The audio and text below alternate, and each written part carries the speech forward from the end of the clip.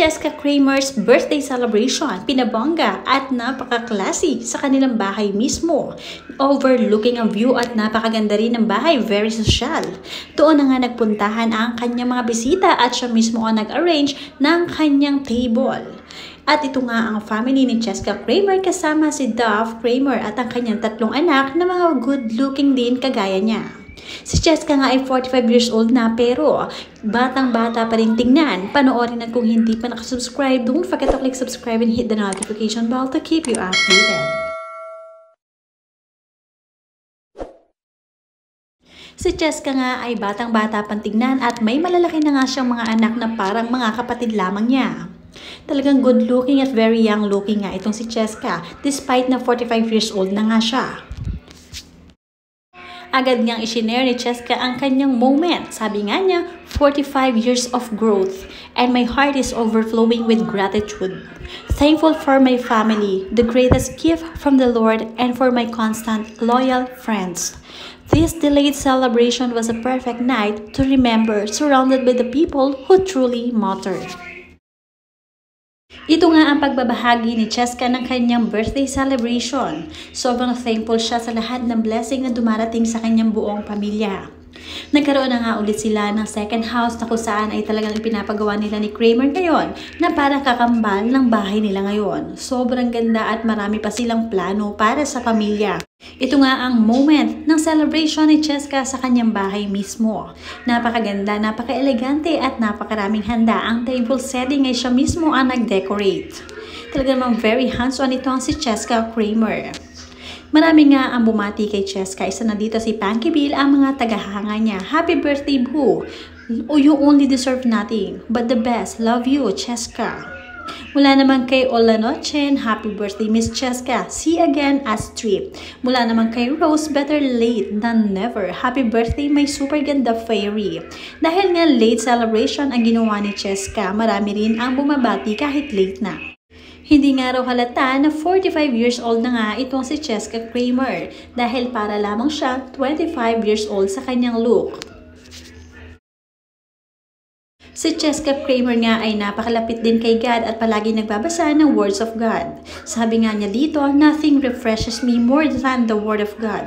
There are days and months when I feel like I'm in a slump and everything seems so dim, even when things are going well.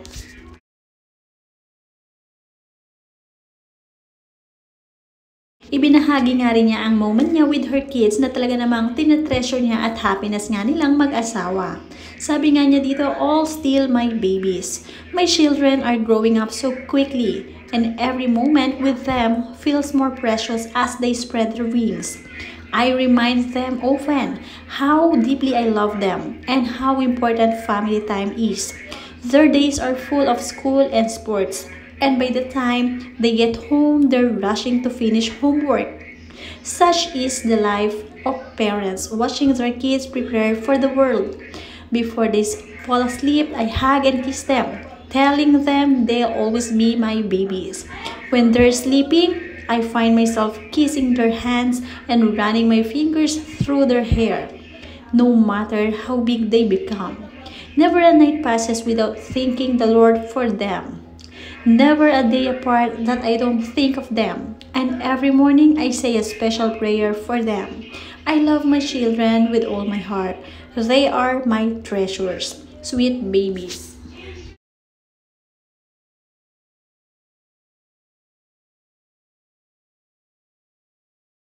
Ipinakita na nga rin nila ngayon ang ipinapagawa nilang bagong bahay. Talagang nag-house tour pa nga itong si Dove Kramer kasama ang asawa na si Cheska. Napaka-elegante rin tingnan ng kanilang bagong bahay na halos matatapos na nga ito. Halos kamukha rin ito ng kanilang bahay ngayon na existing. Parang kambal ang ipinapagawa nila. Very masculine ang design. Talaga namang napakaganda at eye-catching. Sobrang taas din ng location kaya naman tanaw na tanaw ang buong Manila dito. Hindi na nga sila makapaghintay na ito ay matapos. Sa lahat talaga ng dumarating na blessing ay nagpapasalamat si Cheska Kramer. Talagang palagi siya nagbabasa ng words of God. Talaga namang isinasa puso niya ang mga ito. It seems that rush prayers, quiet times that are disrupted by distraction around me, and Bible reading drowned out by the noise in my mind become ineffective because my thoughts and attentions are everywhere except on Him. Nothing enters my mind, and so little does it go so far of my heart. Worship cannot be half-hearted. Time is so precious, and our daily struggles are real. Today, I feel so refreshed.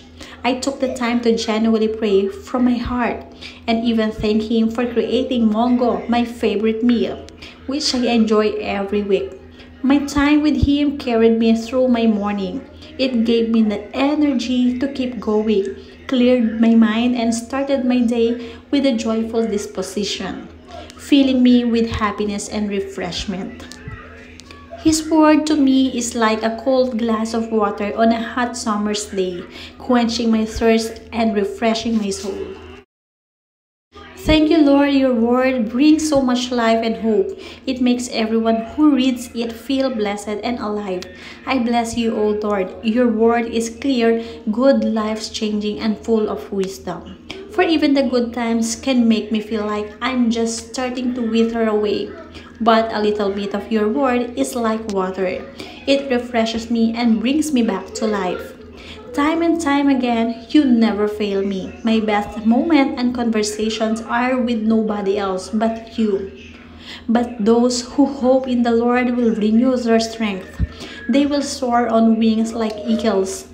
They will run and not grow weary. They will walk and not be faint. Isaiah 40 verse 31.